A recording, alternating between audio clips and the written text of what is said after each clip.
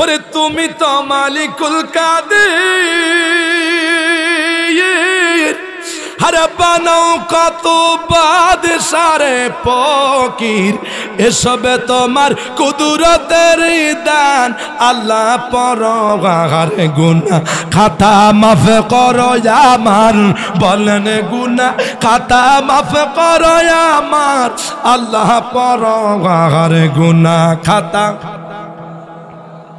তোমার যত বান্দা আছে, নারী বল পুরুষ বল, ইবাদত করে যে তোমার গো। তোমার যত বান্দি আছে, নারী বল পুরুষ বল, ইবাদত করে যে তোমার গো, ইবাদত করে যে তোমার। জোরে বলেন মারহাবা, আরো জোরসে বলেন মারহাবা। আমরা বান্দা কা কথা, বান্দা কা উম্মত কা, উম্মত বুঝি আল্লাহ নবীজির কথা কোন ঠিক না।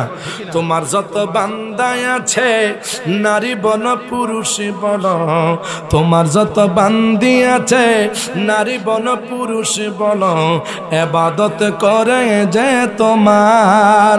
ওরে নারী পুরুষ বান্দা যত তুমি আল্লাহ ক্ষমা করো, নারী পুরুষ বান্দা যত তুমি আল্লাহ ক্ষমা করো।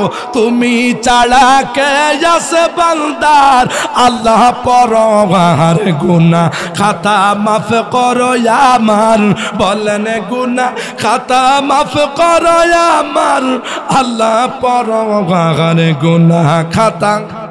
কায়ের জোরে কইলে কথা, নবীর কাছে লাগে ব্যথা, চিরদিন তুই থাকবি না ভুবনে নিরঞ্জনে, ফেলবে তোরে দোজখের আগুনে, ঠিক না।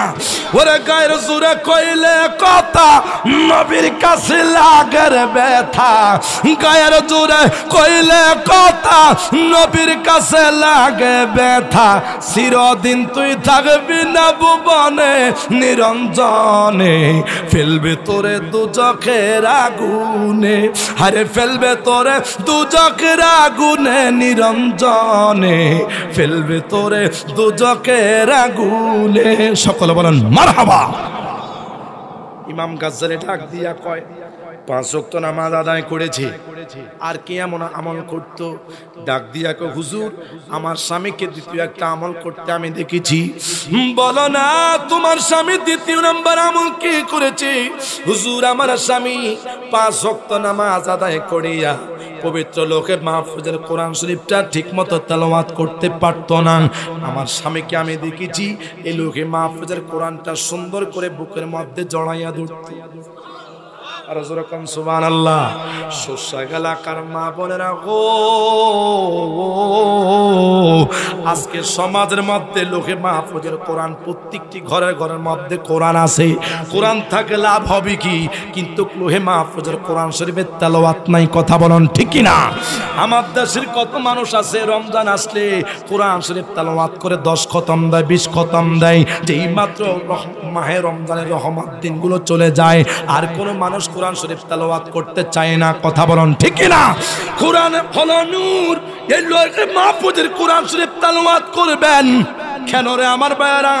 লোকে মাহফুজের কোরআন শরীফ তেলাওয়াত করলে আপনার আমলনামার মধ্যে এত সওয়াব, এত সওয়াব, এত সওয়াব, যদি আপনি দুনিয়ার মধ্যে ভালো কোনো আমল করেন নাই, লোকে মাহফুজের কোরআনটা যদি সর্বদা বুকের মধ্যে জড়াইয়া ধরে রাখতে পারেন, আপনি একটা জান্নাতি কাজের উসিলা জান্নাত পাবেন।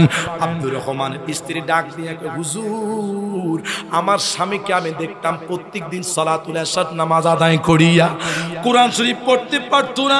আমার স্বামীকে আমি দেখলাম শাহাদাত আঙ্গুল দিয়া লোকে মাহফুজের কোরআন শরীফের প্রত্যেকটি হরফের নিচে, আয়াতের নিচে আমার স্বামী কোরআন শরীফ তেলাওয়াত করতো না, কিন্তু আঙ্গুলের ইশারা ইশারা চোখের পানি ছেড়ে ছেড়ে কাঁদতো। আর আমার স্বামীকে দেখলাম এই কোরআন শরীফটা বুকের মধ্যে জড়াইয়া ধরে চোখের পানি ঝরঝর করে জমিনের মধ্যে পড়ে যাইতো। আমার স্বামীকে আমি একদিন জিজ্ঞাসা করলাম, পানের স্বামী গো, তুমি তো কোরআন শরীফ পড়তে পারো নাই, তুমি কোরআন শরীফের দিকে তাকাইয়া তাকাইয়া কেন চোখ